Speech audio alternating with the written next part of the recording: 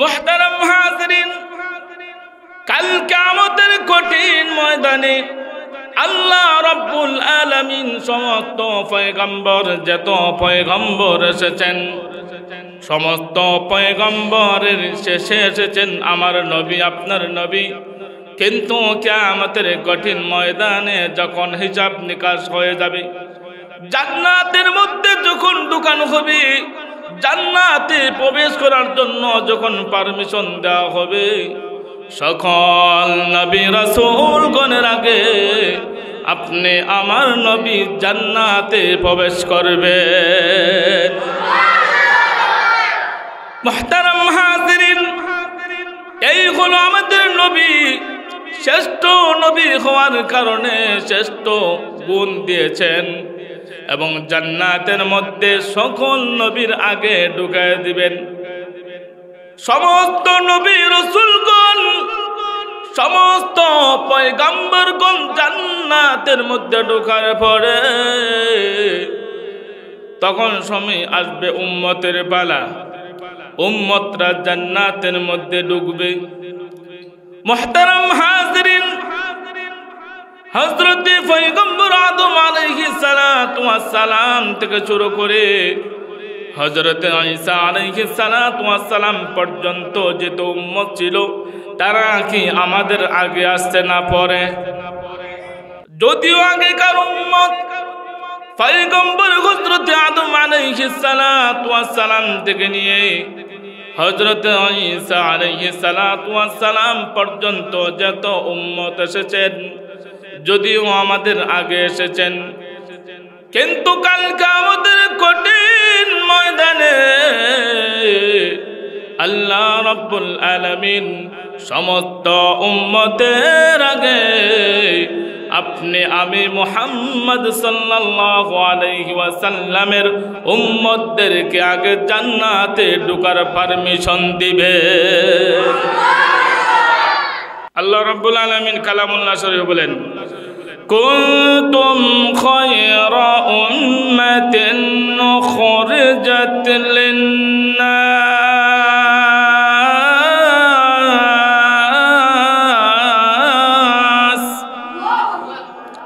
তা'মুরুনা বিল মা'রুফ।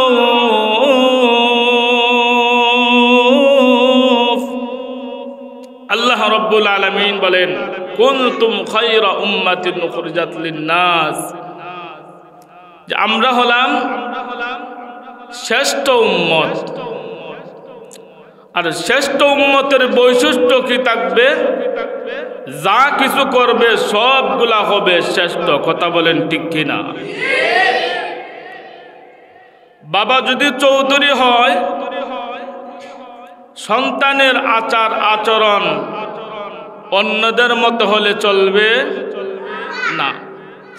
তার একটা বংশের একটা মর্যাদা আছে। বাজারে গেলে আলাদা একটা হেডম আছে, দেখবেন চৌধুরী বংশের ফুলা বেড়া। কথা কোন ঠিক কিনা? কেননা তার বংশ মর্যাদা ভালো। ঠিক তেমনি ভাবে আমরা হলাম শ্রেষ্ঠ নবীর শ্রেষ্ঠ উম্মত। মুহতারাম হাজিরিন, শ্রেষ্ঠ নবীর উম্মত হওয়ার কারণে আমাদের মধ্যে কি মর্যাদা আর কেমন ইজ্জত সম্মান বেড়ে গেছে। কাল কিয়ামতের কঠিন ময়দানে, হাসরের ময়দানে মানুষ যখন হাসরের ময়দানে দাঁড়াবে, হাসরের ময়দানে যখন হিসাব নিকাশ হবে, হিসাব নিকাশের সময় দুইটা দল হয়ে যাবে। এক দল হবে জান্নাতি, আরেক দল হবে জাহান্নামী। কথা কোন ঠিক কিনা? এক দল হবে জান্নাতি, আরেক দল হবে জাহান্নামী। কিন্তু পয়গম্বর হযরত আদম আলাইহিস সালাতু ওয়াস সালাম থেকে শুরু করে কিয়ামত পর্যন্ত যত উম্মত আসবে, সকল উম্মত হাসরের ময়দানে জমা হয়ে যাবে। আল্লাহ রাব্বুল আলামিন জান্নাতের মধ্যে যাওয়ার যখন অনুমতি দিবেন, পারমিশন দিবেন, তখন সময় পয়গম্বরে আদম নবী আগে যাবেন না, আসছেন কিন্তু সবার আগে, কিন্তু আগে যাওয়ার পারমিশন নাই। কথা বলেন ঠিক কিনা? যদিও আগে আসেন কিন্তু পারমিশন নাই। কেননা আল্লাহ রাব্বুল আলামিন যত পয়গম্বর সৃষ্টি করেছেন, এই তামাম পৃথিবীর মধ্যে যত পয়গম্বর পাঠিয়েছেন, এর মধ্যে সবচাইতে শ্রেষ্ঠ পয়গম্বর হলেন মুহাম্মদুর রাসূলুল্লাহ সাল্লাল্লাহু আলাইহি ওয়াসাল্লাম। মুহতারাম হাজিরিন, যেই কথা আমি বুঝাইতে চাইছি সেই কথা হলো হাসরের ময়দানে আমাদের কেমন ইজ্জত সম্মান হবে, আমাদের মান কেমন হবে, আমাদের ইজ্জত কেমনে বাড়বে। উম্মতের বেলায় আমরা যেমন আছি, সকলের শেষে আপনি আমার নবী সরকারে দো জাহান নবী শ্রেষ্ঠ হওয়ার পরে এসেছেন শেষে। কথা বলেন ঠিক কিনা? কিন্তু আল্লাহ রাব্বুল আলামিন নবীদের মধ্যে যত কোয়ালিটি দরকার, একজন মানুষ শ্রেষ্ঠ হওয়ার জন্য যত কোয়ালিটি দরকার, সমস্ত কোয়ালিটি মহান আল্লাহ আপনি আমার নবীকে দিয়া পৃথিবীর মধ্যে পাঠিয়েছেন। পয়গম্বরে হযরতে আদম আলাইহিস সালাতু ওয়াস সালাম থেকে নিয়ে হযরতে ঈসা আলাইহিস সালাতু ওয়াস সালাম পর্যন্ত যত নবী পয়গম্বর এসেছেন, সমস্ত পয়গম্বরের যত কোয়ালিটি ছিল, সমস্ত পয়গম্বরকে যত মর্যাদা যত কোয়ালিটি দিয়েছেন, সমস্ত কোয়ালিটি আমার নবীকে দিয়েছেন। কিন্তু আমার নবীকে যত কোয়ালিটি যত ইজ্জত সম্মান দিয়েছেন, আর কোন পয়গম্বরকে তো সম্মান আর কোয়ালিটি দেন নাই। মুহতারাম হাজিরিন, কাল কিয়ামতের কঠিন ময়দানে আল্লাহ রাব্বুল আলামিন সমস্ত পয়গম্বর যত পয়গম্বর এসেছেন, সমস্ত পয়গম্বরের শেষে এসেছেন আমার নবী, আপনার নবী। কিন্তু কিয়ামতের কঠিন ময়দানে যখন হিসাব নিকাশ হয়ে যাবে, জান্নাতের মধ্যে যখন ঢুকানো হবে, জান্নাতে প্রবেশ করার জন্য যখন পারমিশন দেওয়া হবে, সকল নবী রাসূলগণের আগে আপনি আমার নবী জান্নাতে প্রবেশ করবে। মুহতারাম হাজিরিন, এই হলো আমাদের নবী। শ্রেষ্ঠ নবী হওয়ার কারণে শ্রেষ্ঠ গুণ দিয়েছেন এবং জান্নাতের মধ্যে সকল নবীর আগে ঢুকায় দিবেন। সমস্ত নবী রাসূলগণ, সমস্ত পয়গম্বরগণ জান্নাতের মধ্যে ঢোকার পরে তখন সময় আসবে উম্মতের পালা, উম্মতরা জান্নাতের মধ্যে ঢুকবে।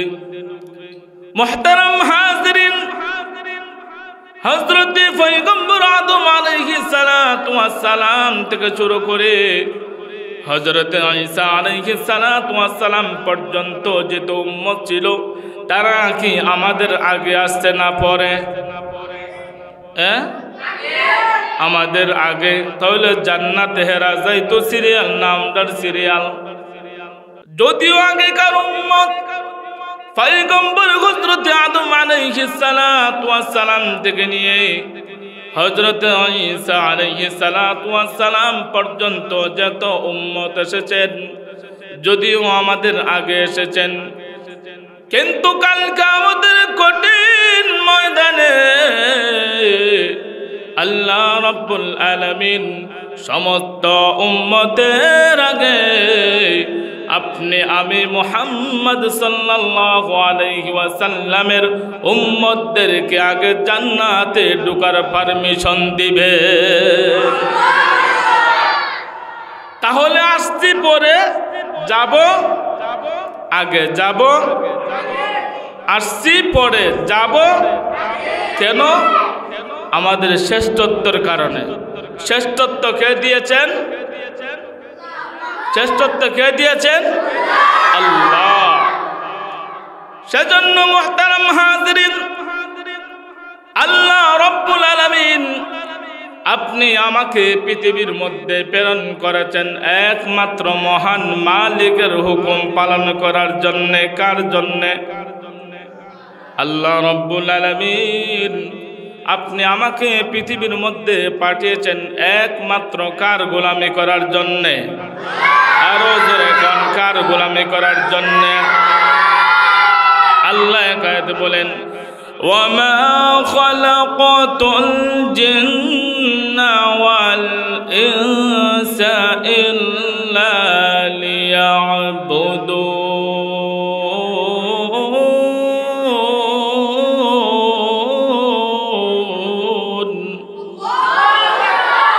আল্লাহ রাব্বুল আলামিন বলেন, হে পৃথিবীর মানব আর দানব, তোমাদেরকে একমাত্র সৃষ্টি করা হয়েছে আমি আল্লাহর ইবাদত করার জন্য।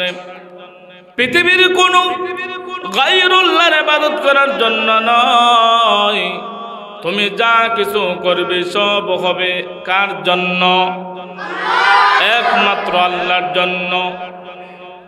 নামাজ পড়ব আল্লাহর জন্য, যাকাত দিব আল্লাহর জন্য, রোজা রাখবো কার জন্য?